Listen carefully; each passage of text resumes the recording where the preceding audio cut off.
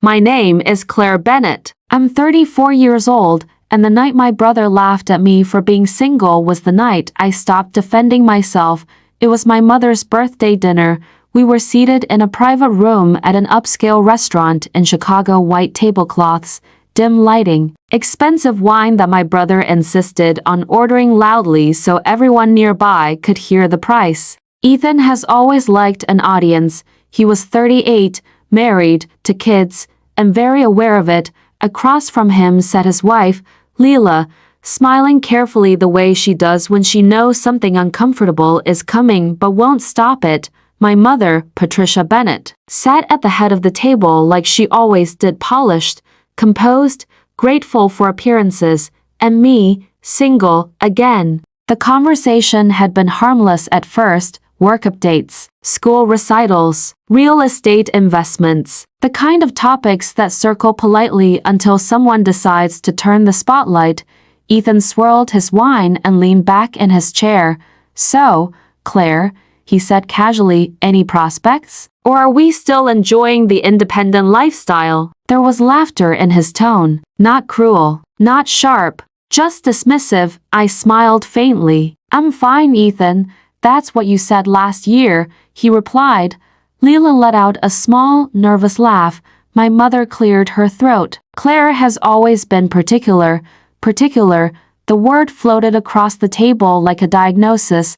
"I'm not particular," I said calmly. "I just don't settle," Ethan grinned. "Or maybe no one's asking." The table went quiet. Not shocked, not outraged, just quiet, because this wasn't new. Family dinners had always followed this pattern.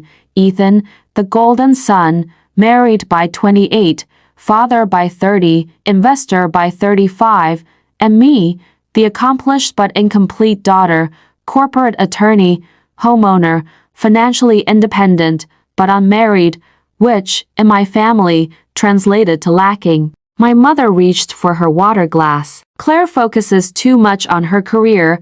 "I like my career," I replied evenly. Ethan shrugged. "Just saying Mom worries."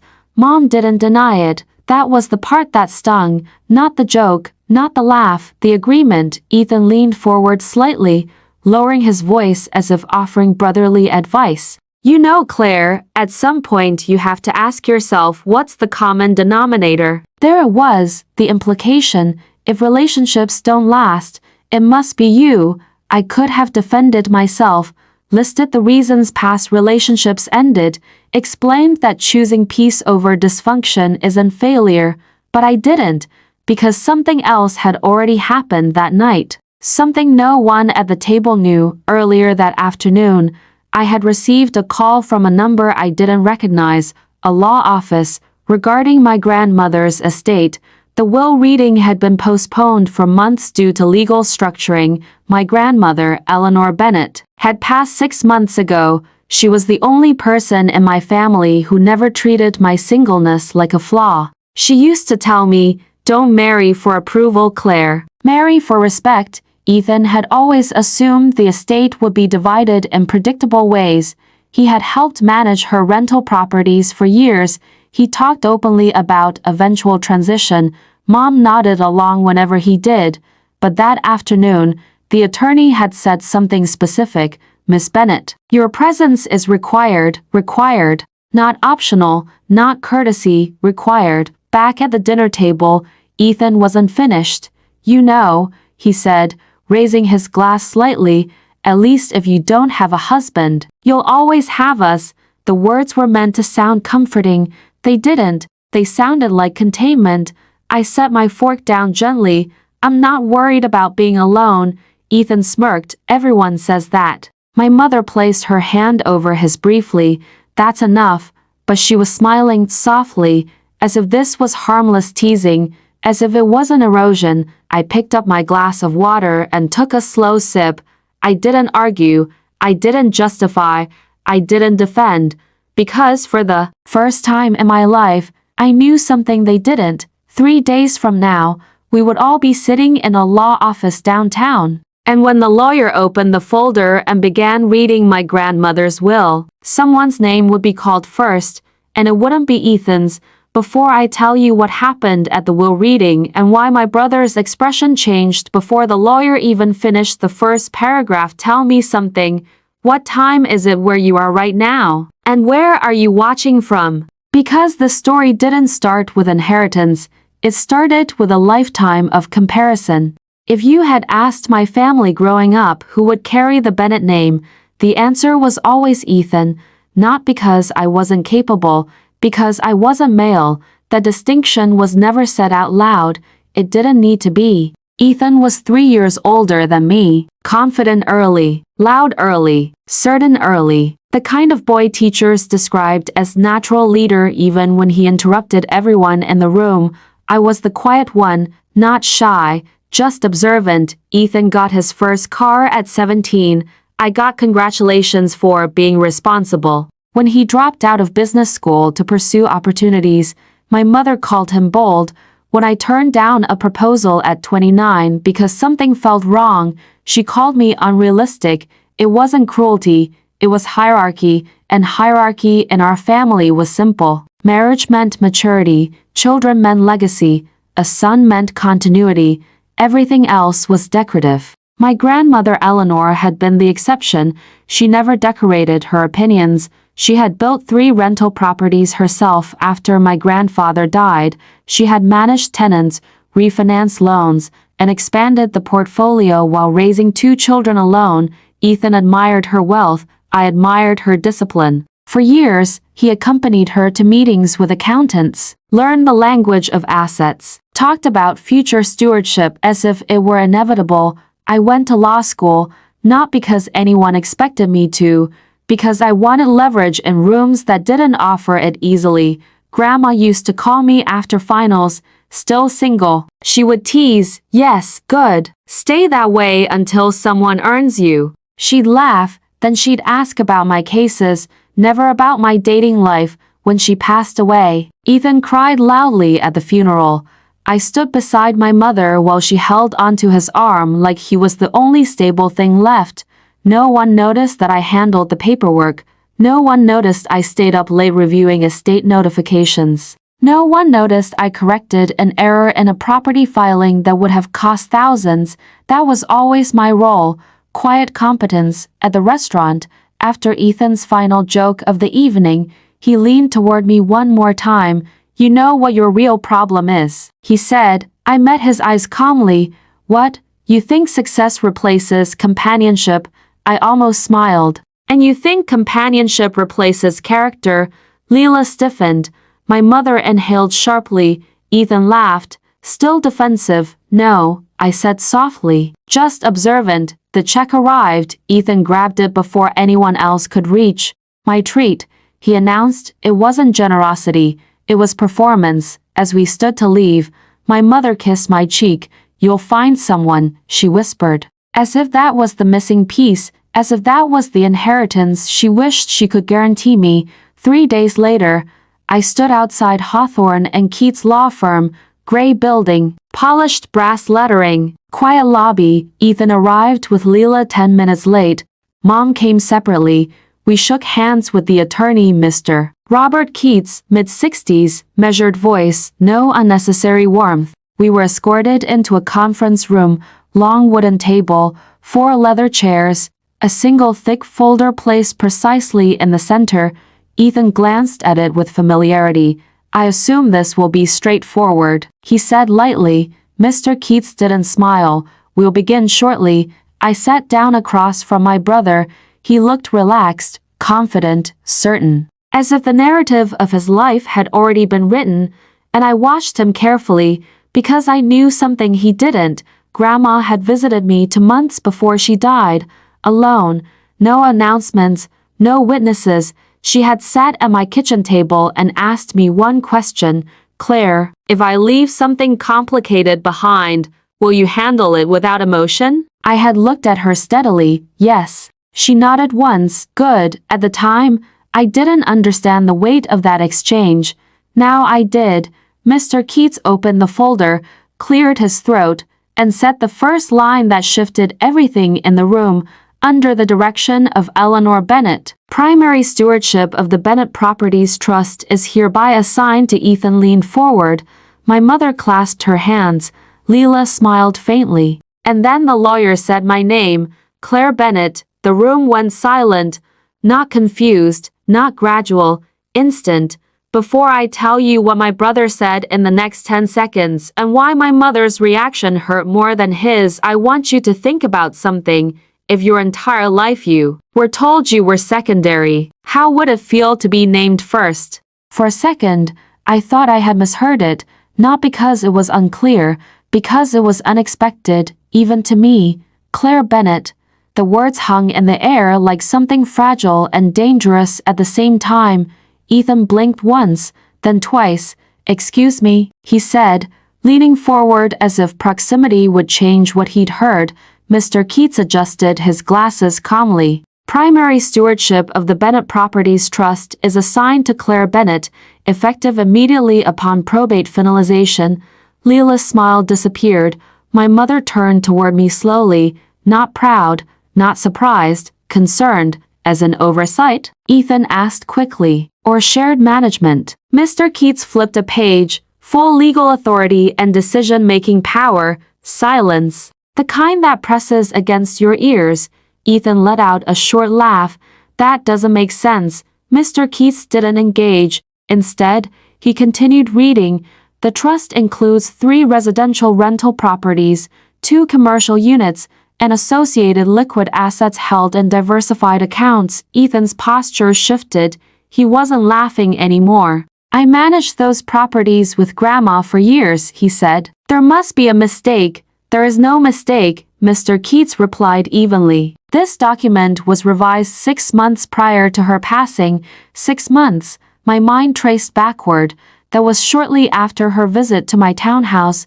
Shortly after she asked me about handling something complicated without emotion. Ethan's voice sharpened.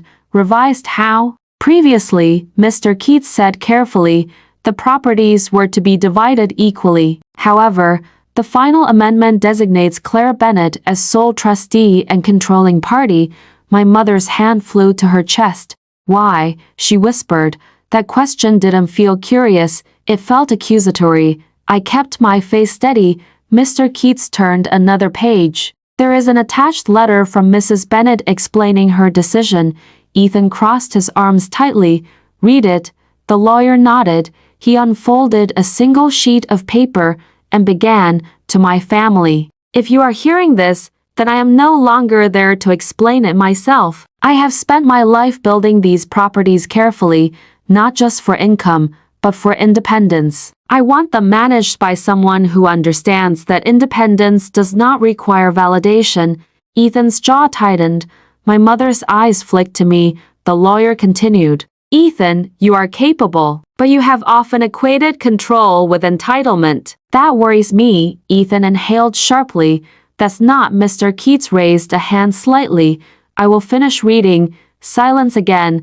Claire has demonstrated patience, legal insight, and restraint. She does not make decisions to impress. She makes them to protect. That is what this trust requires. The words weren't emotional. They were measured, intentional, precise. I do not divide this out of favoritism, the letter continued. I divide it out of trust, not gender, not marital status, not children, trust. My mother began to cry quietly. Ethan shook his head. This is ridiculous. The lawyer folded the letter carefully. There are additional financial distributions outlined for both Ethan Bennett and Patricia Bennett, he said. Specify, Ethan demanded. Mr. Keats glanced at the documents. Ethan Bennett receives a one-time disbursement of $150,000 from liquid assets. Ethan froze. An ongoing profit share. He asked. No, the single word landed heavily. My mother's voice trembled. And me? You receive a lifetime annual stipend funded by trust earnings. She nodded slowly. Safe, provided for, but not in control. Ethan looked at me then. Really looked. For the first time that morning. This is because you're single, he said. The logic was almost desperate. She felt sorry for you. I didn't flinch. I don't think pity sounds like trust. His face flushed. You didn't even want these properties. I never said that. You never showed interest. I tilted my head slightly. I didn't perform interest. The distinction hit him. He stood abruptly, pacing a few steps before stopping. This doesn't make sense, he muttered again. I have a family, and I don't, I asked quietly. He turned sharply. You don't have dependents. No, I agreed. I have responsibilities. The room tightened. Leela finally spoke. What exactly does sole trustee mean in practice? Mr. Keats answered calmly.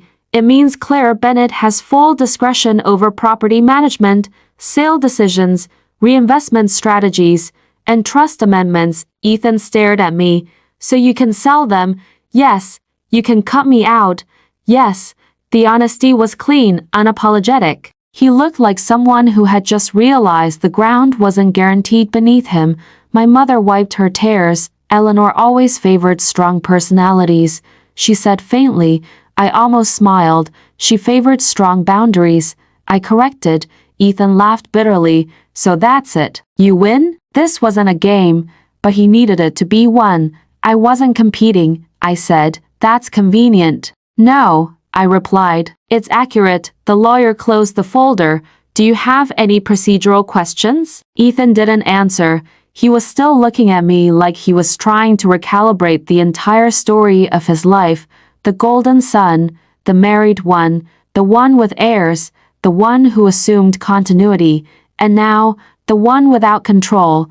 As we stood to leave, my mother approached me first. She didn't hug me. She studied me. You knew, she said softly. I met her eyes. I knew she trusted me. That's not what I meant. I held her gaze. Yes, I said quietly. I knew. Ethan stepped closer, lowered his voice. You're going to ruin this. No, I replied evenly. I'm going to manage it. He leaned in slightly. Don't think this makes you superior. I didn't smile. I don't. He searched my face for arrogance. He didn't find it, because there wasn't any. There was only steadiness. And that steadiness unsettled him more than triumph ever could. Before I tell you what happened in the parking garage after we left the office and the offer my brother made that revealed exactly how he saw me, I want you to consider something. If someone only respects you once you hold power, was the respect ever real? The elevator ride down was silent, not the polite kind of silence, the recalculating kind. Ethan stood beside me, jaw tight, scrolling through his phone without actually looking at it. Leela stared straight ahead. My mother dabbed her eyes with a tissue she kept folded neatly in her purse. No one mentioned lunch. No one mentioned Grandma again. When the elevator doors opened into the underground parking garage, the air felt heavier than it had upstairs. Concrete, fluorescent lights, footsteps echoing. We walked toward our cars in a loose line. Halfway there, Ethan stopped. Claire, his voice wasn't mocking now. It was controlled. I turned. Mom and Leela paused a few steps ahead. Ethan stepped closer to me, lowering his tone so only I could hear. Let's be practical. Practical. That word had always belonged to me. Now he was borrowing it. I'm listening, I said. He folded his arms, then unfolded them again. He wasn't used to being the one asking. You don't want to manage rental properties, he said. You have a demanding job, long hours, travel. I didn't respond. I already know the tenants, he continued. I've handled maintenance issues, negotiated leases. I can run everything for you, as if I had just been handed something fragile and inconvenient. And in return? I asked calmly. He didn't hesitate. We split the profits, split. Not consultation, not assistance, control by another name, and the trustee authority? I asked. You keep the title, he said quickly. It looks good, but operationally, I take point. There it was, the restoration of hierarchy, my name on paper, his hand on the wheel. I looked at him steadily. And why would I do that? He blinked. Because it makes sense. For who? For both of us. No, I said softly. It makes sense for you. His jaw tightened again. Don't make this personal. I almost smiled. It's an estate, Ethan. It's entirely personal. He stepped closer. You don't even need the income. That's not the point, then what is? I held his gaze. The point is Grandma didn't leave it to both of us. His expression flickered anger, then something sharper. You're enjoying this? No, I said evenly. I'm protecting it. That's dramatic. That's responsible. We stood there in the hum of fluorescent lights. For the first time in our lives, he wasn't the older brother advising.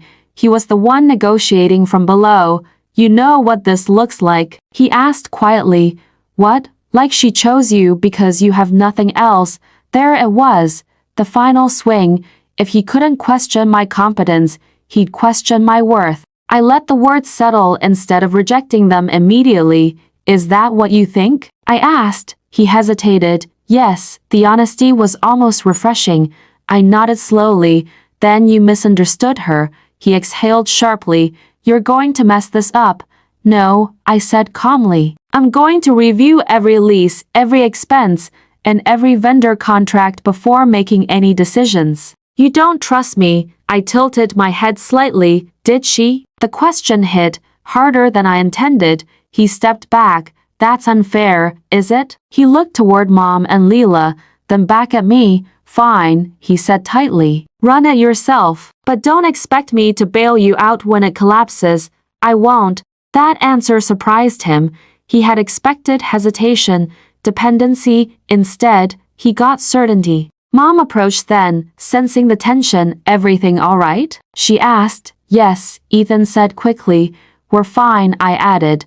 But she looked at me differently now, not with worry, with something closer to her calculation. Claire, she said softly, your grandmother was always stubborn. I met her eyes. She was always careful. Mom sighed. She wanted harmony. No, I corrected gently. She wanted accountability. Ethan let out a short, frustrated laugh.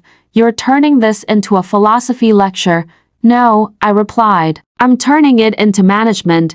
He shook his head and walked toward his car. Leela followed him without a word. Mom lingered beside me. She loved you both, she whispered. I know. She didn't mean to divide. I know. Mom looked toward Ethan's car, then back at me. You've always been self-sufficient, she said quietly. The phrase again, but this time, it sounded less like praise, more like realization. Yes, I said, and maybe, she added slowly. We mistook that for not needing protection. The admission was small, but real. I didn't need protection, I replied gently. I needed respect. Mom swallowed. I suppose this will take adjustment. Yes, I said, for all of us. As she walked away, I stood alone in the garage for a moment longer, not triumphant, not shaken, just aware.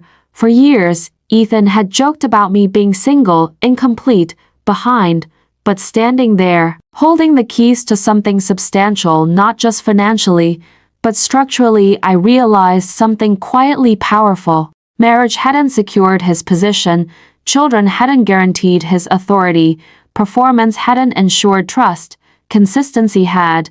Before I tell you what happened 2 weeks later when I uncovered something in the trust records that explained why Grandma changed the will at the last minute, I want you to think about something. If someone laughs at you for not fitting their timeline, what happens when your timeline quietly outruns theirs? 2 weeks later, I was sitting at my dining table with a stack of documents spread in front of me, leases, expense reports, maintenance invoices, bank statements tied to the trust. I had taken a personal day from work, not because I was overwhelmed, because I wanted no distractions. If I was going to manage this, I would understand it fully. Grandma hadn't left me a symbolic title. She had left me responsibility. The first few hours were uneventful. Tenants paid mostly on time. Repairs were reasonable. Property taxes were current. Ethan hadn't been reckless. That much was true. But then I noticed something small, a pattern in the maintenance vendor payments. Same contractor, recurring invoices, rounded numbers. $4,800, $5,000, $4,950. I cross-referenced the dates. They aligned with months when Ethan had mentioned unexpected repairs at family dinners, roofing, Plumbing, HVAC emergencies. I pulled up the trust's separate audit summary. The vendor Lakeview Property Services was owned by a separate LLC. I searched the LLC registration. The listed manager was Ethan Bennett. I leaned back slowly, not shocked, not outraged, just confirmed. The vendor he had used repeatedly to repair the properties was partially owned by him, meaning he had been approving trust expenses that funneled profit back to himself, not illegal necessarily, but ethically questionable, especially without disclosure. My phone buzzed on the table. Ethan, I let it ring once before answering. Hey, I said evenly. Just checking in, he replied casually. How's the deep dive? Thorough, a pause, anything concerning? His tone was neutral, too neutral. I found Lakeview Property Services, I said calmly. Silence, then a slight shift in his breathing. Oh, he replied lightly. Yeah, I partnered in that a few years back. I noticed. It streamlined things, kept costs predictable. Predictable for who? For the trust. I let the silence stretch. You didn't disclose ownership, I said. Another pause. It wasn't necessary. It's still market rate. That's not the point, he exhaled. You think I stole from Grandma? The word hung there. Stole. I think you benefited from opacity. That's dramatic. It's accurate. He laughed under his breath. You've always been like this, hyper-technical, and you've always relied on charm. The silence sharpened. I was helping her, he said. I'm sure you believe that. You're twisting this. No, I said evenly. I'm documenting it. That landed harder than accusation ever could. You're not going to blow this up, he said, voice tightening slightly. I don't need to, I replied. The records speak. Another pause. She knew, he added quickly. Did she? Yes. Then why revise the will 6 months before she passed? Silence, this time longer. He didn't answer, because we both knew. Grandma hadn't asked me about handling something complicated without emotion by accident.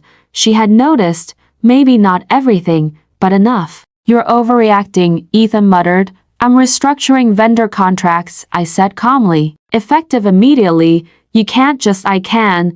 The steadiness in my voice unsettled him again. You're going to cut me out entirely.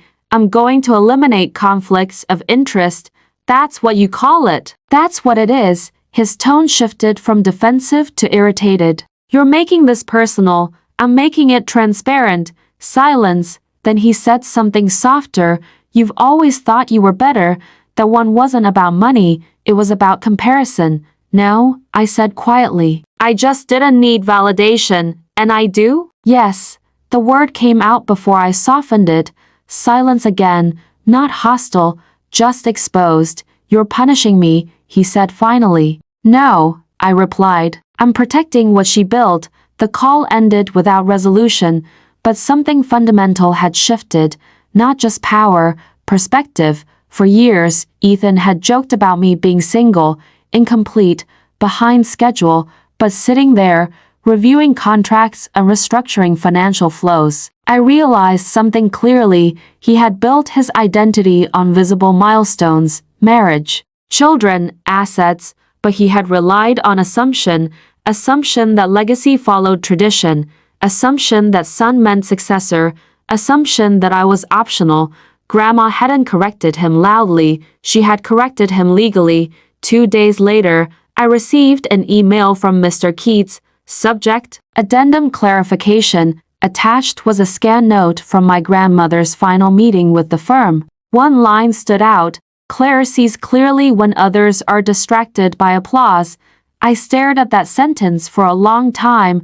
Applause, that was Ethan's currency. Approval, performance, recognition. Mine had always been quiet, measured, uncelebrated, until it wasn't. Before I tell you what happened at the next family gathering when Ethan tried one more time to reframe the narrative in front of everyone and why my response ended the conversation permanently, I want to ask you something. If someone mocks your timeline, but secretly benefits from your discipline, who was really behind?